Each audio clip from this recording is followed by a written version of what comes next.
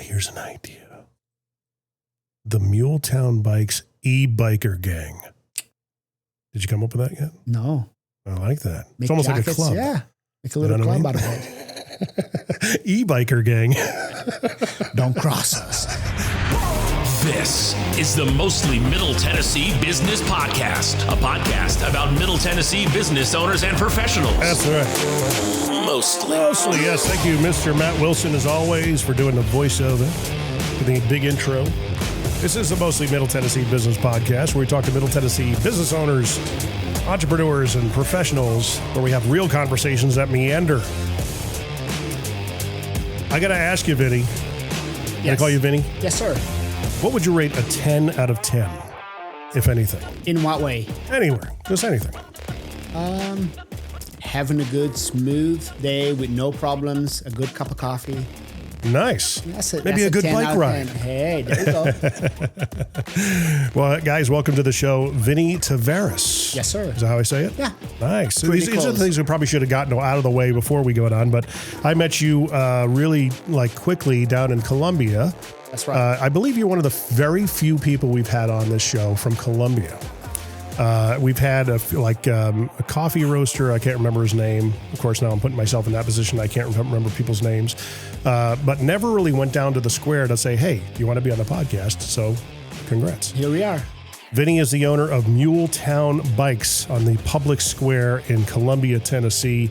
And I've been very fascinated with bikes. I've always been fascinated with bikes.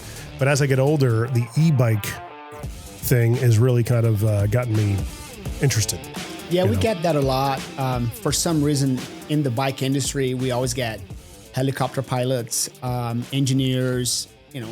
They get fascinated by the whole bike world, and they want to come in and talk to us and chit-chat. Well, how did you get started in all of this? Because you took over a legendary spot that used to be known as something else. I mean, it's been there, I want to say, since the 40s. Since right? the 70s. 70s? Okay. Yes. So my background is how this whole thing started. My background is mountain bike racing. Mm-hmm. As a kid, I did a lot of racing in my hometown. So I'm originally from Brazil. Right. Small town that is very popular with mountain bikers from all over the world, just because it's very mountainous. And when I was about 18, 19, I moved to Europe. I had family in Ireland at the time. Oh, wow. Yeah. So I was working at a bank, and I just took some vacation time, and I was like, you know what? I'm young. I'm going to backpack, travel. Of course. So I went to stay with my uncle and my aunt in Ireland and ended up really liking it. From there, I did a bunch of odd jobs here and there, but biking was always in the back of my mind, in my background. So the opportunity came up to work at a local shop in Galway, and I stayed there for 10 years in that local shop. Overall, I lived in Ireland for 15. So my wife is American, and she wanted to come back to the States, be close to family and friends, raise our boys over here. So I contacted the owner of a bike shop at the time, Scott Boyd in Nashville. And he said, hey, I have an opening. I'm thinking about opening a shop. You're a perfect fit for what I'm trying to do. So I moved over here to open that shop in Sylvan Park in Nashville. And I stayed with him for 6 years. That was Ride 615? Ride 615.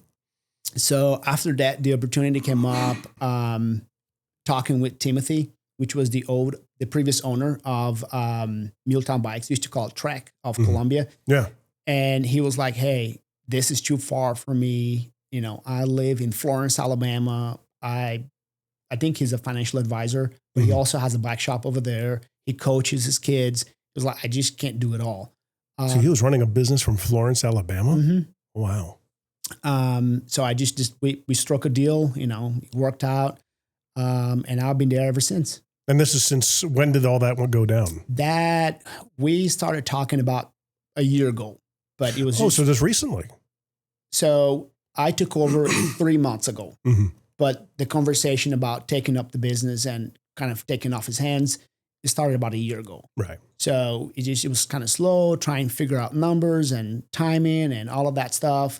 So eventually we got it down I took over on July 14th. Oh, wow. Yeah.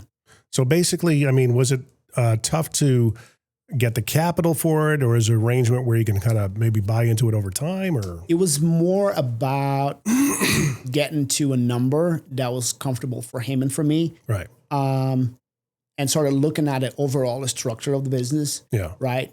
Trying to get that timing for him to say, hey, this is the day that I can move out. Right. The lease of the building, all his contracts and all his terms that he had with different companies. That was the day that he's like, okay, this is the day that I can move out of here comfortably. And it kind of worked out for me. I didn't have really a time frame, right. you know. And all this time you're living in Columbia. Living in Columbia. So I living in Lewisburg. Oh, okay, yeah. Yeah, I live in Lewisburg. So I've been in Lewisburg ever since. Right. I moved to the States, which was 6 years ago. So I drove to Nashville. From Lewisburg. Yeah. People think that Columbia is a hike. Yes. It wasn't so bad. Yeah. You know, once you get on 65, it's... Yeah, Lewisburg's pretty much right there on the entrance ramp. Right. So yeah. So it took me pretty much an hour each way. Yeah, that's I used to have to drive into Nashville from this area, Spring Hill, and it was it was 30 miles on the nose. About a 25 minute drive with good traffic, which typically it wasn't good going in and back and forth to the radio station. But so you're there 3 months. How has the reception been? And what was he doing that you saw was good? And did you see anything that you wanted to change once you took ownership? Yeah, one of the things that I was really excited about was the fact that he had already a very strong lineage as far as bike shops concerned, right?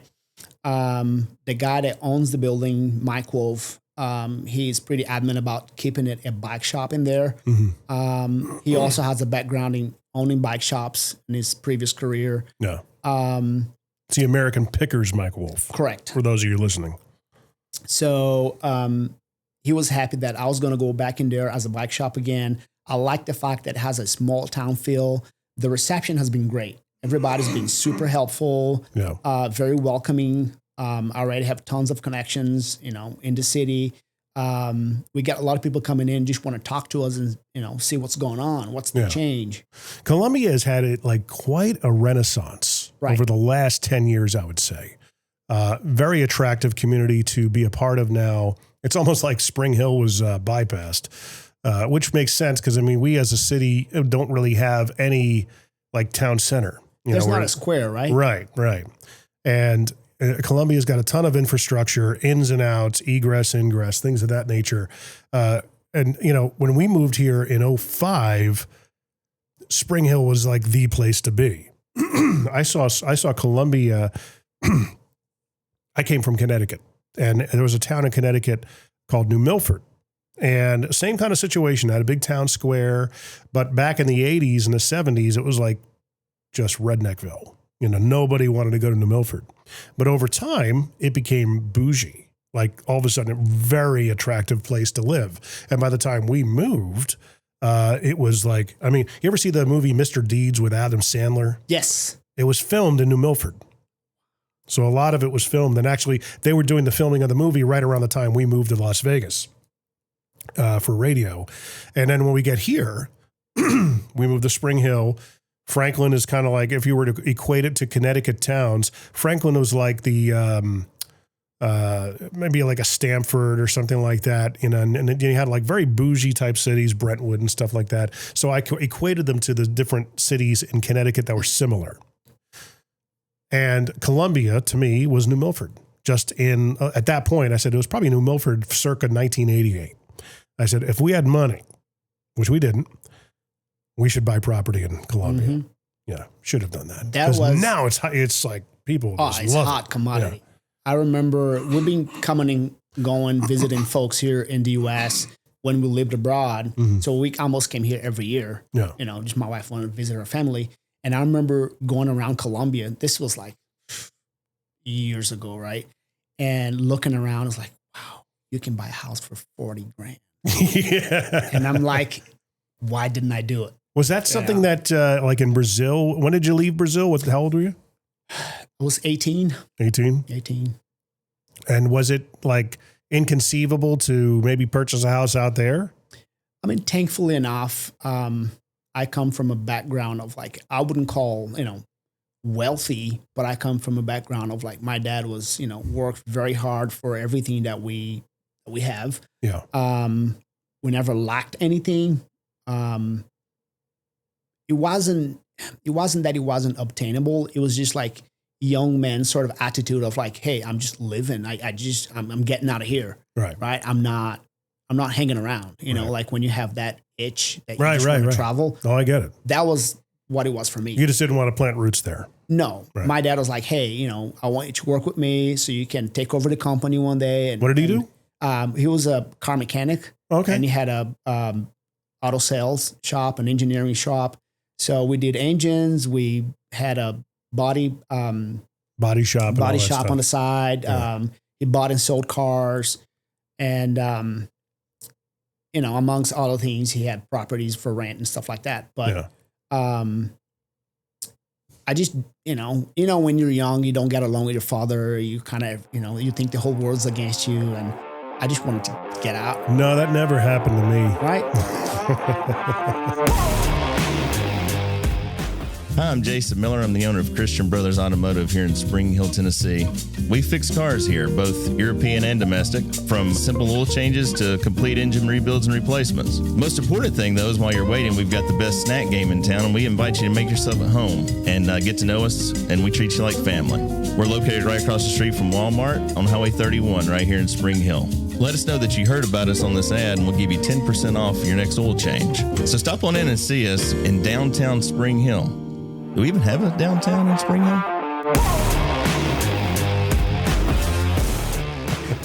Now, were you a car guy growing up? Did you have your Yes. favorite? Did you? Yeah. So I grew up, and that kind of ties Pull into that mic the up a little bit more. Yeah, get on that thing. Thank you. There you go. And that kind of ties into the whole background of like being okay, being good with my hands, fixing things. Yeah.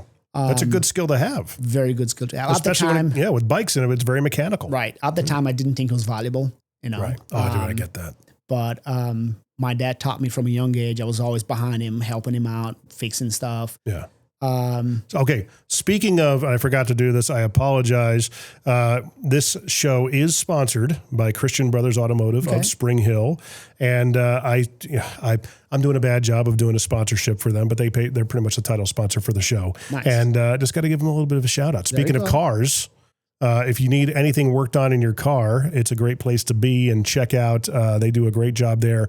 Very big push on culture creation, healthy culture creation by the owner there, a good friend of mine, Jason Miller. Go check those guys out. He's got the best snack game in town as well. Cool. Christian Brothers Automotive of Spring Hill. Apologies, Jason. I forgot. I should have done that top of show, but we're learning here. So, I was so excited to have you on. Thank you. I'm excited to be here too. Cool, buddy. Yeah. So you get into, you're learning a trade essentially. Correct. With your dad's business. Cause that's what I did. Yeah. In, the electrical field, but continue. Yeah. And so, I worked with my dad for a bunch of years. And then finished college, went abroad. When I was in Ireland, I also did a couple of years of mechanical engineering, which was super helpful. It kind of helped me understand a lot of things that, I thought I knew, but, I got the sort of the methodology behind it, not just and then when I moved back to the States, and my whole life, I've been the kind of guy that's like, I like to do my own stuff. I like to fix my own things, Right. If I can, I like to fix my car. Mm-hmm. But yeah. What's the biggest thing you fixed on a car? I've done pretty much everything from engine replacement, gearbox replacement, struts, disc brakes, pads, you name it. Well, an engine replacement pretty much is, I guess, as deep as it gets. I mean, that's something where I think my dad and I, because he was like that, very handy. A lot of it transferred to me. I'm handy enough to be dangerous. I can do a lot of electrical work and stuff like that. A lot of wiring up switches, outlets. That's what we do here at J Squared. We do a lot of electrical work with lighting. So it's kind of funny how it's come somewhat full circle, because at the time when I did it, I didn't like doing it. But I'm so glad I did, because it's an amazing skill to have. But you kind of come around and It's just a great skill to have. But he was one of these guys that did that kind of thing. Like the clutch went out on the truck that we used to do all our work. He's like, oh, this weekend we're changing out the clutch. I'm like, excuse me? Okay, whatever it looks like. And, by the time it's Friday evening, he gets home from work. He's got the truck in the garage. He's got a jack underneath there. He's got the whole transmission jacked up. He's got all the things like, you come down and you look at it and go, oh, how the hell are we going to put this back together? There's so many parts. There's a sequence that everything goes back. Dad, did you write, don't worry about it. We'll take care of it. Yeah. And sometimes with cars, I get way over my head because I think this is easy. I'll just bring it home and I'll buy the parts and I do it. But of course, I don't have an actual garage with all the tools necessary to work. Right. And then I find myself, it's 9 o'clock at night under a car. What did I do? Why did I do that for? Next time I'm just going to pay them. Mm-hmm. But I enjoy it. I just, it's therapeutic. It kind of reminds me of my dad. Yeah. Yeah. Is he still around? He passed away 2 years ago. Oh, I'm sorry to hear. Unfortunately, I think mine passed in 2006. So, yeah. Yeah, he battled with bowel cancer. Yeah. How old was he? He was 62. Oh, wow. That's so young. My dad was 64. Yeah, very young. Holy crap, man. How old were you when it happened? 36. Okay, yeah. I was about 30, 31 when my dad passed. But that's, man. How long did he battle with it? He battled with it for 4 or 5 years. Right. They put what kind of cancer was it? Bowel cancer. Bowel cancer. Mm. But, he didn't suffer the whole time. He never took a pain pill. He was just chill. He didn't complain about it. And then when that final day came, he just went. Was he still in Brazil? He was still in Brazil, yeah. Oh, wow. Wow. I'm sorry to hear that, Bill. Yeah, thank you. Yeah. So getting into, you start getting into, were they doing e-bikes at the time, but when you took over the store? Yes, they had some e-bikes. Now I do a lot of e-bikes. We're, very heavy on e-bikes. It's a massive thing now. My goodness. Yeah. Today, actually, I got a pallet. The city of Columbia actually came, the Parks and Recreation Center. They're a customer, so they buy a lot of bikes from us for the public. And in fact, if people that are hearing this right now, you can contact the city if you want to test ride a bike. They have a lot of options as far as recreation is concerned. They have canoeing, they have bikes, they have all kinds of toys. Oh, wow. So you just have to contact them and, they will arrange a day where you can just go out for free and try out their bikes. Right. But they just got amazing mountain bikes from us today. They're e-bikes, very powerful, super fun. And I also got a bunch for the shop, just, for folks to kind of see it and try. And in fact, on the 18th of October, we are doing a trial day where from 3, it's going to be a Saturday, from 3 to 6, anybody's welcome to come in and just ride a bike and see if they like one or not. Right. Because, it's almost like they're priced to the point where, like the Aventon, I believe that's how it's pronounced, because I see them advertised all the time. And to me, they've cemented, like in the marketing sense, it's kind of like free. It's the Wild West right now in terms of who's the market leader and the category leader in terms of brand name and things of that nature. And who can you trust? Electric bikes got a big leg up with a recent YouTuber, Ryan Strahan, who if he rode the bike every day during this 50-day series that they did, I won't go too much into it, but he set out to raise $1 million for St. Jude. Over the course of 50 days, he raised like $11.3 million. Wow. So one of the things that electric bikes did was give him $10,000 every time he would film himself riding one of their bikes. And he rode it every day. And every day they gave $10,000. So they've donated probably well over $400,000. But, which I'm like, to me, I'm going, dude, that's a lot of cheddar for a company that's fairly new to have to be donating it. So it's like, there's a big thing going on. I see these things all over my neighborhood. All the kids are riding them badly at that because they're not, they're treating them like freaking motorcycles and they're not paying attention to traffic rules. They're not that. Yeah. And, but Aventon is like cemented itself in like, it's like, to me, it's the Coke and electric would be like the Pepsi right now. Is that kind of how you see it, or am I off? I mean, and you represent Aventon as a main correct. brand, right? And I mean, I don't want to say anything bad about other brands out there. Right. There's tons of brands. From my perspective and from the perspective of a lot of bike people in the industry that I've worked with, that I've worked for. So personally, I want to represent a brand that I have confidence in. Right. Right. So I sell Giant Bikes. They are the world's biggest brand. Okay.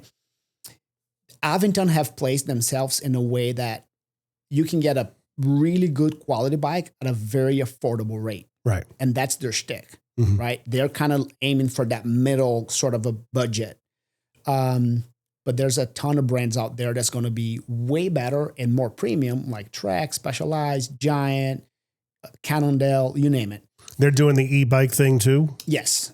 Wow. In fact, they started doing e-bikes. I remember, almost 20 years now working on Giant e-bikes in Europe. Yeah. And they have evolved so much from when I first saw them to now. Now they're really, really nice and cool looking bikes. They ride well, they're light, and they're a lot more affordable. So what Aventon has done is they've made their bikes look really good. Yeah. It functions really well. And I have a connection with Aventon in a sense that if I need a part, if I need a component, if I need to do a warranty, I can just contact my guy in there. Right. And it makes it easier for me. Yeah. Sometimes when you look at reviews online, for instance, you'll say customer service wasn't great. I tried to contact them. Nobody responded. That comes from a consumer standpoint that is trying to, like us with our cars, try to do everything on their own. Yeah. And if you don't have the actual know-how to do it, it's not going to work out. Right. So that's where I would say if you can go to your local dealer and let him handle that part of the business. You buy the product, you enjoy the product. Let us take care of the rest. Right? So I encourage everybody when they come in, it's like, hey, I bought this. Should I contact Aventon on my own? Or Aventon, I guess they like to be called Aventon. Yeah, that's the thing is like, what do you call them? Right. Because it could be Aventon or Aventone or whatever, And I just tell them, look, you just enjoy the bike. And it's Aventon? Aventon, they like to be called, yes. Okay. But I always call them Aventon. Right. Which makes sense to me for whatever reason. And bring it to us. Let us take care of it. So you have a stress-free ride. And there's literally tons of brands out there, and most of them are good. They're not bad. Yeah. But I would be reluctant to approach a brand that doesn't have an actual dealership for you to go and get your service done. Because you're dealing with a lot. It's not just mechanical parts. It's a motor. It's a computer that controls it. And listen, anything that's mechanical is going to break, right? I tell customers all the time, your bike is going to break. That is a fact. It's not going to ride perfectly forever. Right. Now we add an element of electric, right? It's got a motor, it's got wire harnesses, it's got computers and all that. It doubles the chance of something wrong going on with it. So just know that you can call me anytime, you can come in anytime, you can ask questions, you can bring your bike. Yeah. That's why you're buying it here. Right. Versus you now have to figure this out on your own. I've had a Gary Fisher since 2002. Wow. My wife bought it for me in Vegas, and it's a bike I still ride today. As I get older, and she laughs at me. She's like, "You want one of those things?" I said, "I do, because I like riding the bike. I just don't like riding them uphill, And it's as you get older, I want to do more. I want to do longer rides, because right now I'm doing maybe about 3 to 5 miles a ride, and by the time I'm winded, I'm done. Yes. And it's not. I want something enjoyable, and I enjoy when it starts becoming. I don't mind the work. I really don't. But around here we got hills galore. Just a little bit of an assist. I don't need to have the full throttle. I just want the pedal assist on those big hills. And that's all I want one for. And I think that, I'd be able to do, 7 to 10 mile rides every morning and just enjoy it. Because when you get to my age, I'm not that I'm old, but you want to find something that gets you out there that you enjoy. And I do like riding a bike. I know a lot of people give e-bikes. Yeah. They give them a bad name. They hate on e-bikes, right? Right.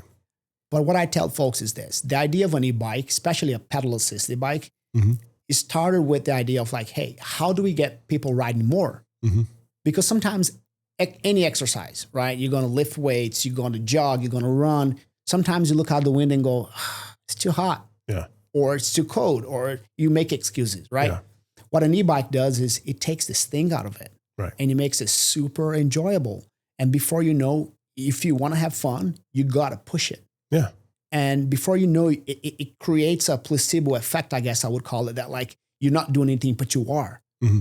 And I get customers coming in all the time and they're super proud. They're showing on the app, they're looking at their mileages and saying, look, since I got this bike, we do 10 miles every day, my wife and I. Yeah.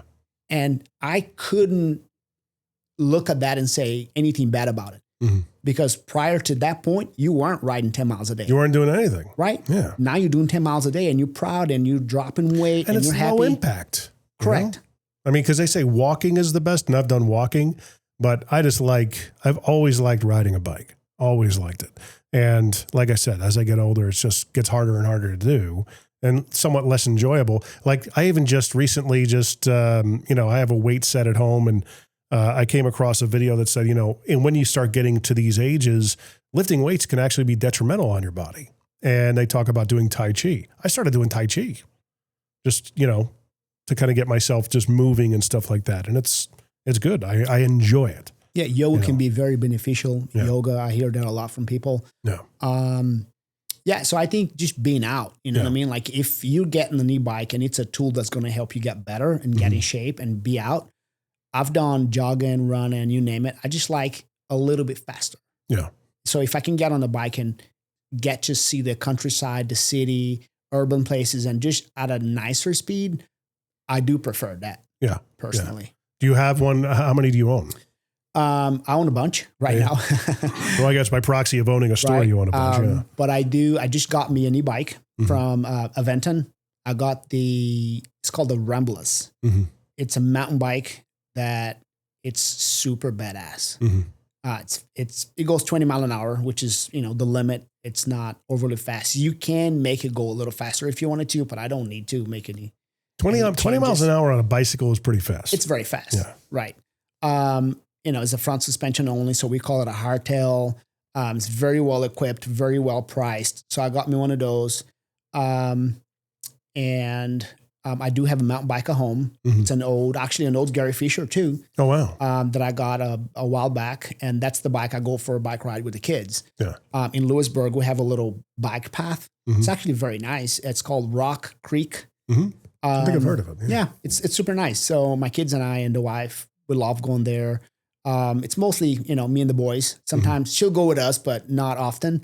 And then we just, whenever we have a day off, the boys are like, Dad, let's just go ride a bike. Yeah. We just do like a 8 mile, we'll do a loop and a little bit extra. Mm-hmm. That's the thing is I find myself, I'll be coming back because I have to get my morning going and take a shower and all that stuff.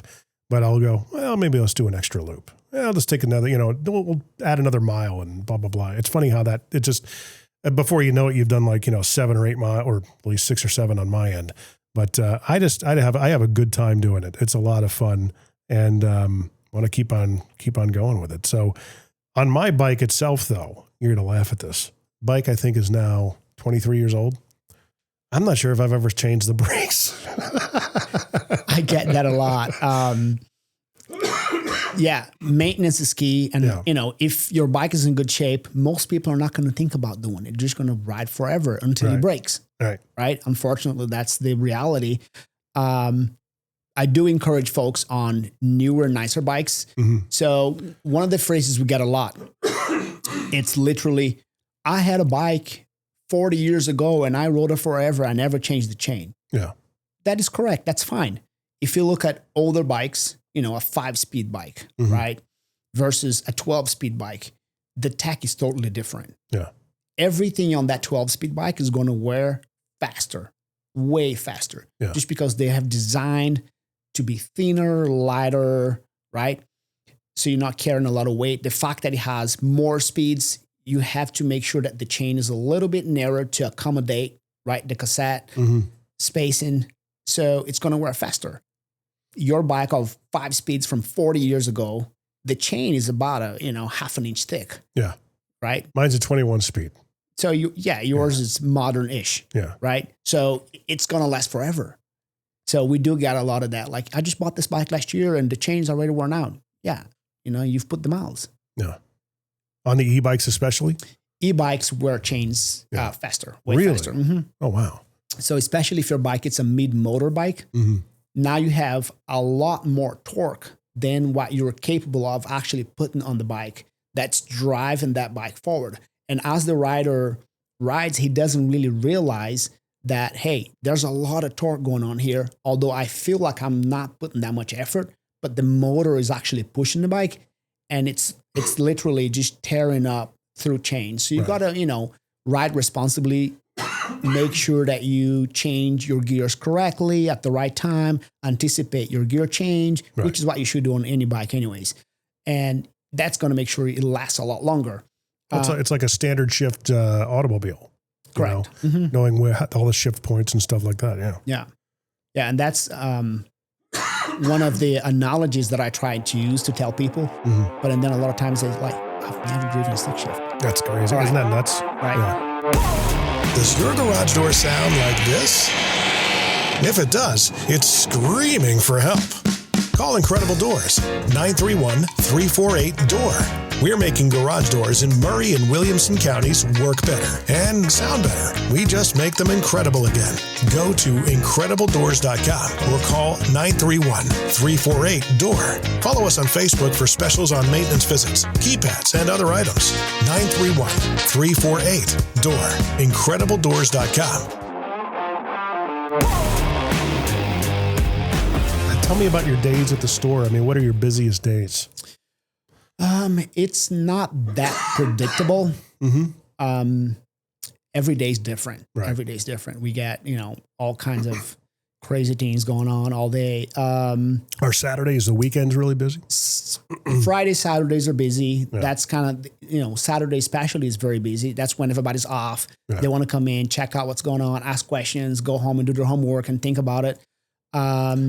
Mondays are busy for us. Thursdays, Fridays, Saturdays are busy.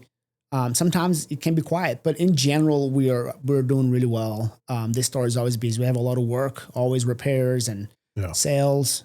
So competitive market. You got a lot of bike shops. Because and that's the thing, is that you got a lot of orthodox guys and gals out there who ride bikes, and the e-bike thing must be, it's like sacrilege, right? But again, it's attracting a whole new market share and new people to the table, myself included.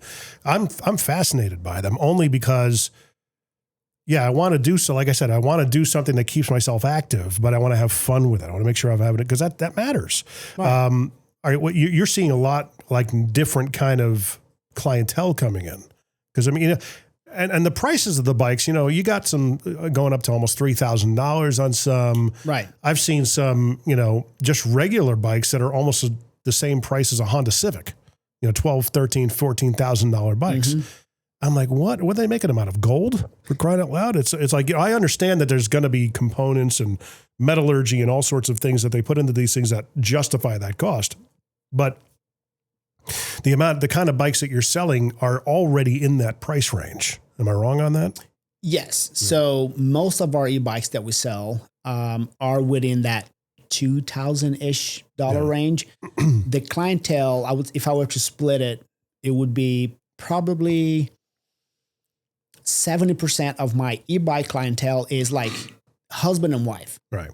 They want to come in together. They want to start doing an activity that's healthy for both of them. A lot of them are campers or RVers, and they travel the country, and they just want, rather than pulling a car behind the RV, they want to just get bikes. Put it on the rack. Right. Yeah. Makes way more sense, cheaper, more affordable, all of that stuff. So that is going to be, the biggest proportion of our clientele as far as like e-bike market. And then the other side of that's going to be just, people that want commuter bikes. Right. They live in Columbia. They don't live too far away. Parking sometimes can be an issue downtown Columbia. So they're like, hey, what's your more affordable e-bike that I can leave outside? I'm going to commute to work every day. It's no more than 3-4 miles. Right. So that's the other part of our clientele. And then we still sell, I would say acoustic bikes every day, from mountain bikes, kids bikes, road bikes. And like you said, some bikes can go up to, astronomical amounts. Yeah. As a buddy of mine he was talking about getting one for himself, and he goes like, I went to the place in Franklin, and he's like, they want like $11,000. I'm like, what are you? That's not what I'm seeing. I see this one brand, Aventon. I was thinking about where the emphasis on which syllable that we got to put it on. I said, they're only about, $2,000, maybe $3,000 at most. I'm sure you can go above and beyond that. I said, I don't know what kind of bikes they're selling that are $11,000 that are e-bikes. And there is e-bikes at that price point, but there's also, your hobbyist racer, I guess I would call it, the guy that's really adamant about, hey, we're going to do centuries. We're going to do, 100 kilometers. We're going to do 60 miles, all that stuff. 60 miles in a day. Goodness. Yeah. On a Saturday morning. Yeah. They want that nice, lightweight, very responsive, very high-end road bike. Yeah. And they can, the other day I had one in the shop that was 20 plus. Oh my gosh. Right? Yeah. But now you're talking about like an Italian brand that's custom made for you. Of course it's Italian. With the best components, the best wheels. So when the wheels alone like $8,000, right? So by the time you add $8,000 wheels, buy a frame, all the components, you 20 plus. And in Nashville, I did a lot of builds. Sometimes we'll refer to them as dream builds. Yeah. Where you say, hey, I want this frame, I want this wheel, I want this pedal, I want this crank. And by the time you put it all together, you always are going to go $11,000, $12,000, $13,000. That's nuts. It's like building a Ferrari. Right. Yeah. It's funny that I bring that up. One of the clients I have is Mercedes-Benz of Music City. And several years ago, the general manager there made a partnership with Recon Bikes. Okay. They're up in, northern Illinois. He came across the owner of Recon at some sort of an event around here and said, hey, I guess Recon was starting to make partnerships with automotive brands and co-branding their bikes with the branding of the automotive brands. So there's actually a Mercedes-Benz of Music City version e-bike. And once he brought it in, he and I were talking. I'm like, dude, that's brilliant. Those are deal closers. I said, for the amount of money you're charging, that's typically about the amount of money that you'd probably knock off of a car if you got somebody who's negotiating, hey, what if we throw in a bike? Right. You know what I mean? And we'll put the rack on and everything. And you'd see so many G-Wagons with an e-bike with a rack on the back of it, or whatever SUV they would buy. It was just very funny. It was very ingenuitive. They still do it. And it's funny. I remember when I was in Europe, all the European car manufacturers, BMW, Mercedes, you name it, Jaguar, and they'll come in the store. Oh, I just bought my car, and then I have a bike rack, and then I have my, they always match their bike to the brand of the car. Yeah. And a lot of times those bikes they're not necessarily, a very good quality bike. Right. Let's put it that way. But they do have the badge. Right. So people associate it with. I always thought was funny, seeing a guy on a BMW with a BMW bike. Right. And it's something, it's like a Huffy or something. Oh yeah. Yeah. Like really not that good.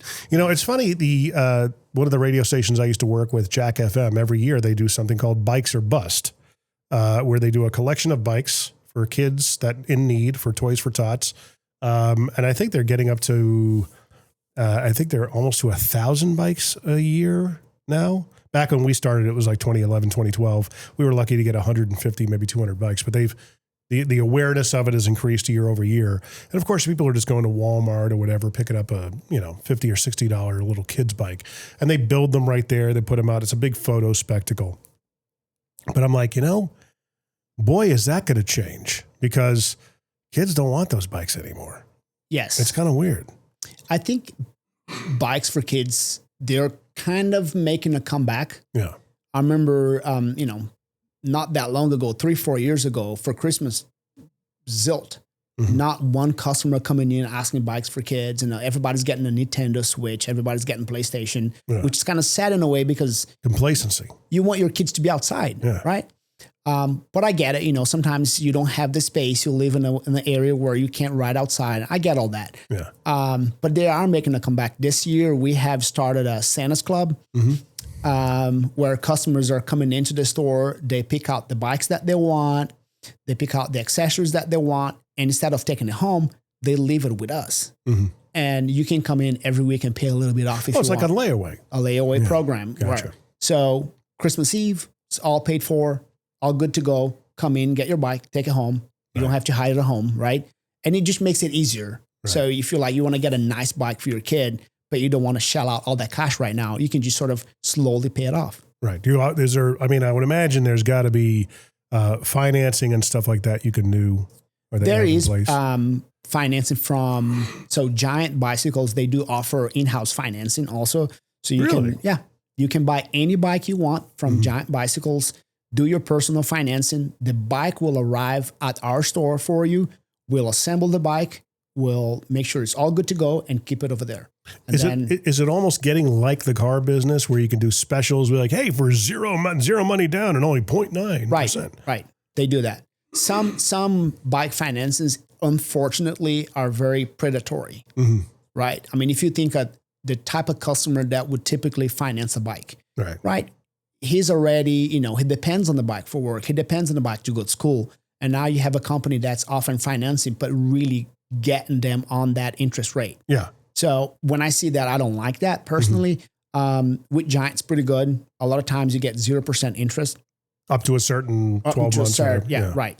12 months, same as cash, whatever. So I do encourage folks when they're like, hey, can you give me a deal? And it's like, well, how about you get this 0% interest? Right. It helps you.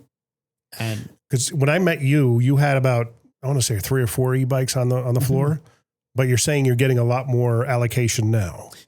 So I get e-bikes all the time. Right.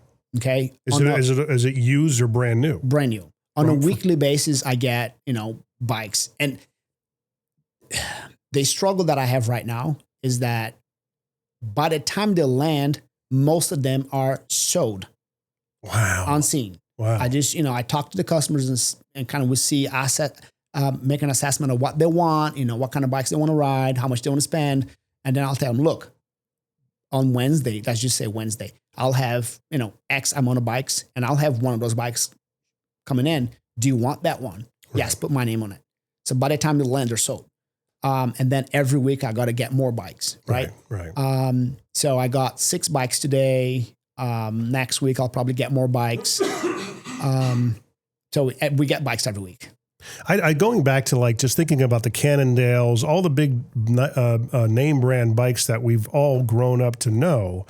From a marketing standpoint, and it's funny, I've been teaching on this in our B&I chapter, the business networking chapter. We have a marketing power group meeting every month, and I just did it this week. We've been going through the 22 Immutable Laws of Marketing, which is a book that I knew from way back when in radio. It was like marketing for all these different mass media, and a lot of the laws they talk about, one of them is like the law of the category. Identify the category that you're in. And if you can't be first, second, or third, preferably first or second in that category, create a category that you could be first or second in. Right. And it's like the Cannondales and those guys, is it that different of a category from a regular bike, what they've always been known as premium quality street and mountain bikes, to now an e-bike? That's like a whole new category in and of itself. Absolutely. And there's going to be subcategories that derive from that as well. But in the general category, who do you think who's jockeying for those first and second positions because it's so early right now. So nobody knows these brands. Right. I mean, I think I could be wrong as far as the placement, but I think is Trek in the States, really? Trek, Specialized, and Giant. For e-bike. For bikes in general. Trek I know. Yeah. Yeah, all kinds of bikes. Yeah. And then globally, again, I could be wrong because numbers change all the time. Globally, I think Giant is number 1. For regular, just bikes in general. What about in the category of e-bike? Who do you think has got the number 1 spot? I don't know because it varies in the type of bike. West. Right? It varies in the type of bike. I think right now, if I were to have an educated guess, I would say the big brands, they can't touch the Chinese manufacturer of your Electra brand or, Moon Cool or you name it, all the cheaper, the Amazon brands, right? the under $1,000 brands. You see them everywhere, Right. rad powered, all that. I don't think they can touch that yet, but they don't want to touch that in a way. Does that make sense? And that's the thing is, because you got a lot of competition because a lot of the bikes do look alike, but they're slapping their own brand names on them and getting them over here somehow. Right. I got to tell you, Aventon didn't have that feel to me at all.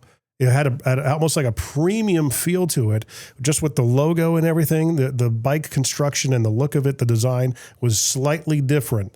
And, the fact that they have dealerships, I think says a lot. That's important. Yeah. Yeah. Because you're not going to see okay, if something breaks, who are you going to talk to? Right. You got to get somebody on the phone. And they do give you the option. They give you the option like, hey, if you were a guy that knows what you're doing, you don't like to go anywhere, you fix your own stuff. Right. Yeah. Buy it and get it sent to your house. Right. Right. Mm-hmm. And then they give you the option of like, hey, for the same price, buy it from that dealer. And at least now you have a relationship with a local dealer that you can go and just ask questions and, get stuff fixed if you have to. Right. So I think they kind of play both of those areas. And from a design standpoint, they do look pretty sweet. They do. They have sharpened up a lot. I mean, I've ridden one before. I liked it. One of the things that I will say, or ask about is the company Aventon being cognizant about market areas that they're in? Do you have an area that you can serve? Right. And are you locked out? Is anybody locked out from coming into your backyard? Correct. Yes. They do have, I don't know what the radius is, but they do have, most companies, when they give you a dealership, you have a certain radius, right? A certain area where if somebody else say, hey, can I get this bike? They'll say, no, you're too close to X, Y, and Z. Right. So we do have that too. There are some companies out there that I'm not going to mention names that is supposed to have radiuses for their dealers, but they will just turn around and open a shop right next to yours. Oh, wow. Right. And that's a brand. That's a big brand in America. Yeah. Yes. There's actually another one that I came across him on Marketplace. He's a guy, I want to say he might be in Lewisburg, but apparently he's a mobile seller. So he's got him in a trailer. And he's selling Aventon out of I don't know. And I actually got on the phone with Aventon to ask him about like affiliate deals and stuff like that. And I said, yeah, you got a guy who's actually down here. He's selling them out of an enclosed trailer. And they're like, oh, really? They're like, they weren't even aware of it. I said, I don't know if he's getting inventory from you or an allocation. Like, no, we typically don't do that. Yeah, that's the first I hear too. He must be buying them. I'm like, well, he's got to be buying them at wholesale and flipping them somehow, unless they're all used, I don't know. It's kind of weird. There's a lot of hustlers out there. I guess, because it's a hot commodity now, especially if you get one with a brand name. I think Aventon's going to be one of the market leaders, the category leaders. I think so too. Yeah, they do a lot of products. They do a lot of innovation. Yeah, I'm getting a drone pretty soon from them. What's like an actual drone? Yeah. So they sell. They're making drones. Really? They have. I don't think they make them. They sell them from another company that is Aventon branded. They do have one that shoots at 4K and one that shoots at 8K. That's interesting. That's weird. And you follow you. You ride your bike, the drone will follow you. Oh, okay. That's the play. Yeah. So the people who want to film themselves. Correct. Yeah. That's a hell of a market to be competitive in, because DJI owns that market. Yeah. And especially because I'm familiar with the drone market, it's problematic because the FAA is getting involved. If you want to be a drone pilot, you have to be Part 107 licensed, which is basically having an aviation background, like an aviation awareness type of certificate.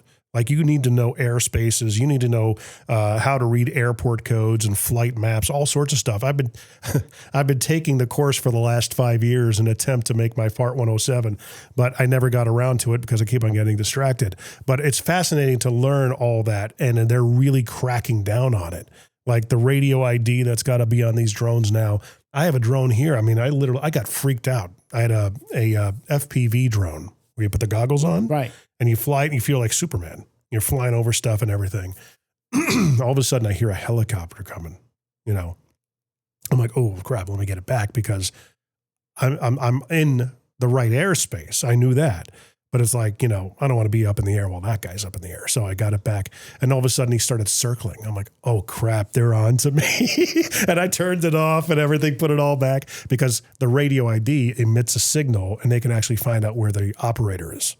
So it's interesting that they're doing drones because they're so problematic. I need to look into it, but I think their drones are not like something that's going to go, True. But couple 100 feet up in the air. Yeah. It's going to be very low and it's designed to follow you as you ride. Right. And I think the flight time is like 16 minutes. Yeah, it's typical. Those. Yeah. It's typical for a drone. But I guess if it's going to follow you and it's not going to go that high, I guess it could work. You got to dance around, and plus the weight of them and stuff like that comes into play. If you're using it professional or just hobby, it's all sorts of stuff, man.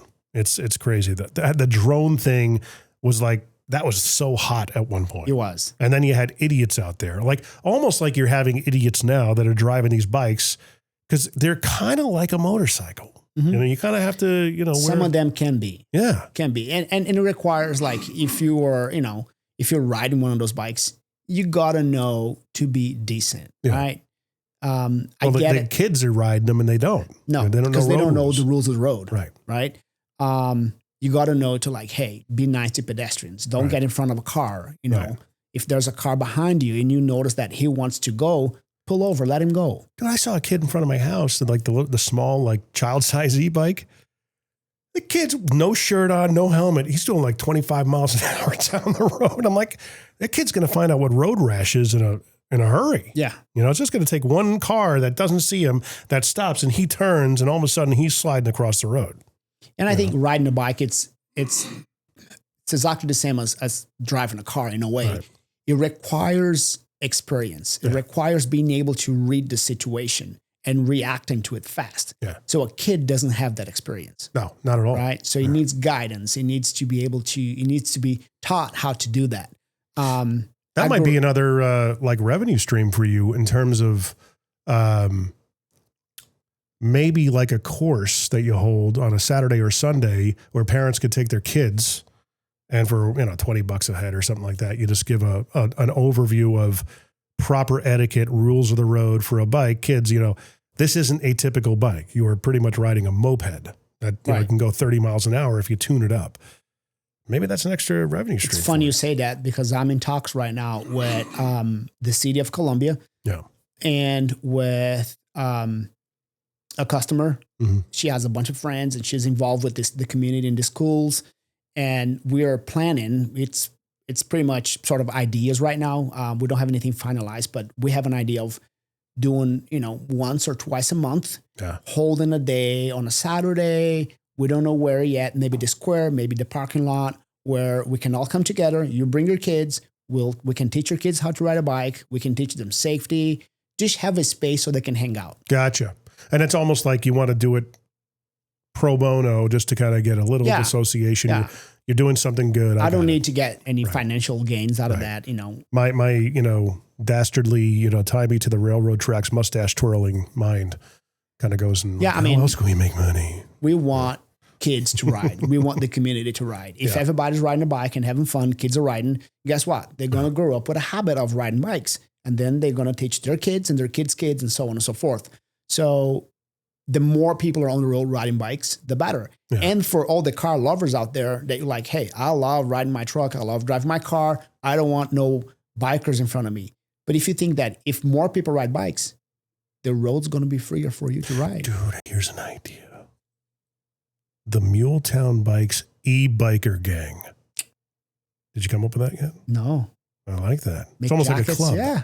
Make a little club out of it. E-biker gang. Don't cross us. But I mean, maybe that's something that you can, I don't know, they earn points or something like that. Maybe they get a jacket and stuff like that. So if they do the actual training, maybe they part of the e-biker gang and there's perks to it or something like that, And maybe it's like, a partnership with some of the ice cream shops in the square and stuff like that. I don't know. That's one of the things we did in Nashville, and it still goes on till this day. We started rides out there where Honest Coffee, which is a great coffee shop, they have a chain of coffee shops in Nashville. They sponsored us and they gave us free coffee, and we have rides out of there, every once in a while. ML Rose, which is right across Ride 615 on Charlotte Ave, came and said, hey, how about you guys come and after your rides, which we used to have 60 people, 55 people every Thursday. Yeah. So after your rides, come hang out at the bar. Yeah. I give you guys 1 free pint. Come after all the calories you burn, put them back on. So we all went, hung out there. You know, a lot of folks were hungry. They bought food. So it was a win-win situation. So we did partner up with a lot of businesses, local businesses. And I think that is pretty much what I'm trying to accomplish also as part of like owning that, you know, Mule Town Bikes in Columbia, is having sort of a relationship with all the local businesses. Yeah. Right? I help you. I bring you customers. You help me. You know, let's make the whole community nice and tight. Right? Yeah. The Mule Town Bikes e-biker gang. There you go. I like that idea. You're welcome. So everything, you are at muletownbikes.com. And for those of you who are listening, you are like, why is he calling it Mule Town? Because Columbia, Tennessee is known as Mule Town. Right. I'm not going to go into as why. You can look it up, go Google it. But it's known as Mule Town. It's very endearing. It's it's a really cool name. And everything can be found that Vinny represents with Mule Town Bikes is at muletownbikes.com. Correct. And everything's right there. You can shop. Strongly suggest you go down to the square if you're in Middle Tennessee and check out the shop, of course. There you go. And anything else, how can people find and follow you? Yeah, we are on social media, Facebook, Instagram. We have the website. We don't have a Twitter page. But yeah, you can give us a call. You can send us emails, text messages. Come check it out. Right on. And of course, those of you who are listening, if you got any value out of the episode, share it. mmtbp.com is the website. It's a truncated version of mostly Middle Tennessee businesspodcast.com, which is also a thing, but takes far longer to put in. So I baked it down to mmtbp.com. And of course, as usual, we're going to put all the contact information in the description. So check them out at Mule Town Bikes with Mr. Vinny Tavares. Yes, sir. Thanks for coming out, pal. My pleasure. I appreciate it.